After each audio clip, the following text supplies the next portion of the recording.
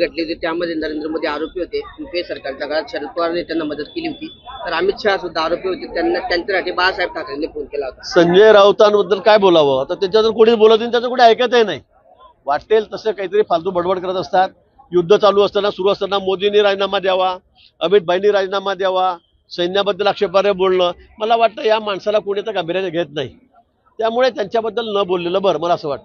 एकनाथ खडसेंनी पालकमंत्री पदावरून टीका केली होती तुमच्यावर. त्यांनी म्हटलं होतं की लोकशाहीची लाचारपणे मागणी केली जाते, स्वाभिमानाने पालकमंत्री पद मिळालं पाहिजे. आजचा विषय नाही. त्यांना म्हणा स्वाभिमान आहे, तुम्ही एकदा निवडून देऊन दाखवा म्हणा ग्रामपंचायतमध्ये तुमच्या गावाच्या, मग तुमचा स्वाभिमान बघू म्हणा आपण. आतंकवादाविरुद्धची लढाई अल्पविराम आहे, पूर्णविराम नाही.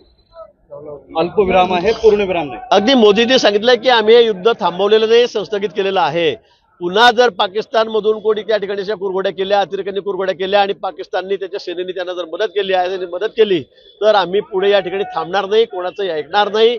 पुढे पाकिस्तानचा नावच आम्ही जगाच्या नकाशावरून काढू. यावर तुम्हाला काय वाटते कमेंट बॉक्समध्ये लिहा. चॅनलला सबस्क्राईब केले नसेल तर नक्की सबस्क्राईब करा. जय महाराष्ट्र.